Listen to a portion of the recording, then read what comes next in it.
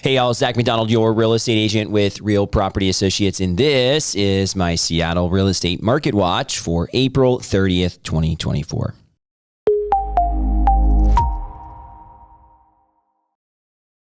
Well, it's our last Seattle Market Watch here for the month of April. We're well into the spring selling season here in Seattle and likely in other markets as well. The weather's been beautiful with a little bit of rain off and on, but the reason that we all live here in the Seattle area is starting to show. The flowers are blooming, the trees are blooming, the sun's out mostly, and the warmer weather's definitely on the way. So as we're looking at the market, the housing market here is usually coming to some type of a peak in the spring, early summer, and we're getting closer to that. I think we've seen inventory starting to pick up over the past few weeks, which is awesome. But we're also seeing the just activity and the multiple offers, the competition still continuing in the Seattle area as well. All right, let's look at the King and Snohomish County stats here over the past week. And as we do that, we're going to see a couple different trends. Number one, we're going to see that the inventory or the amount of new homes came down just a little bit. So we had 675 new listings versus 718 last week. So slight drop off, not much, but a little bit. But both of those are substantially more listings than we were seeing earlier in the year. So I'm encouraged by that. We definitely need more listing inventory. There's a reason that we've been seeing multiple offers here in the Seattle area for a long time, with the exception of some slowdowns. And that's just the lack of supply.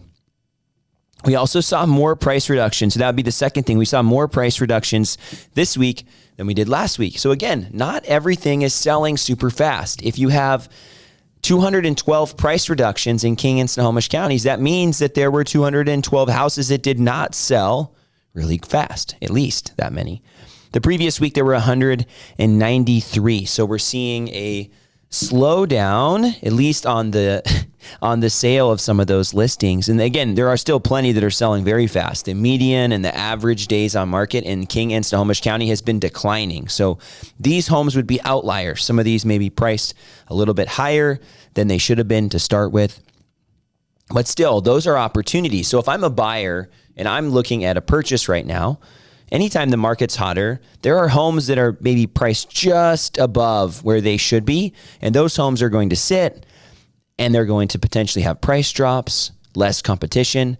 So if I was thinking about buying, I'd actually queue in on those houses, and this is advice I give to buyer clients that I'm working with as well, and that is sometimes we want to consider those houses that are maybe above your budget that are sitting on the market. So you don't want to go see a house above your budget right away. But if it's sitting for 3, 4, or 5 weeks, those are houses that are likely to have a price reduction.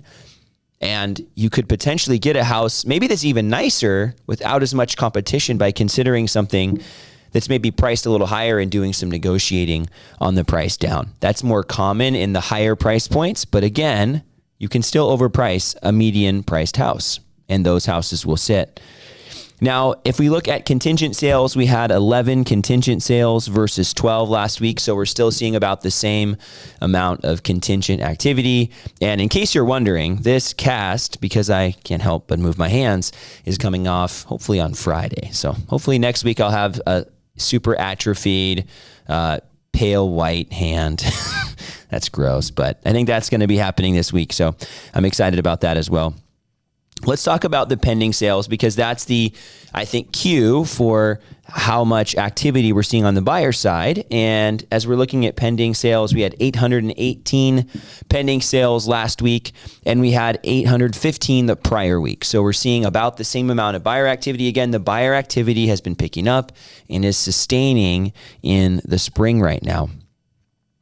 The sold listings, 573. This is our last week of the month. So I think we'll see some more that are going to fall into next week's update. But 573 sold listings this last week versus 634 the prior week. So we've been seeing a pickup in the pending sales as well as the sold listings. And that hopefully, as long as the buyer activity continues, will be a continuing trend as inventory continues to pick up. There's more houses to buy. People are finally seeing what they want to buy. And they're going to make those purchases. Now, interest rates. Okay. Interest rates are a big topic of conversation right now. They have been for, well, coming up on 2 years now. Before, maybe in spring 2022, they were considerably lower than they are now, right? Now, looking back, it's like, man, if only I could have had a 5.5% interest rate. But we're looking at 7.43 on Mortgage News Daily's survey right now. So they do a survey every single day, and they update that 7.43. If we look back at last week's daily rate survey, 7.38%. So pretty similar to last week. There were some ups and downs. Rates change every day, and that's why they do a daily rate survey. But we're still trending in what I would say the wrong direction, right? People were hoping for rates to be dropping. The Fed was signaling they were going to do some cuts. Well, we've seen, I would say, negative inflation news, right? Things have been heating up, not slowing down like we want them to. And that's causing a pause for now on the rate cuts, and it's continuing to put pressure on the mortgage rates. So the mortgage rates don't have a kind of built-in anticipation of drop anymore. There's still a lot of speculation that will happen, but right now we're still sitting on those higher rates. So for now, again, we're going to see, I think, less buyers than there are actually out there. We have quite a few people making a purchase right now, anticipating rates to come down, and they will at some point, hopefully. But at the same time, they are going to be higher for now, which is impossible for some to buy with the higher rates. So I think we still have less buyer activity than we will if rates do come down. But for now, again, we've been seeing that buyers have been buying and maybe just accepting the rates are higher at this point. So as we head into the rest of the spring and the summer months here, and we talk about this every single week, I think we're going to continue to see buyer activity being strong. I think we are going to see an increase in inventory, more listings this year than we did last year, which is a good thing. We did not have enough listings last spring and summer, which is why we had pressure on the pricing at all. I do think that it's going to get harder and harder to buy. And the fact that we have interest rates still at close to 7.5%, and we have multiple offers and competition is tough, because when those rates do come down, there's going to be even more competition. When money's cheaper, more people are spending and able to purchase.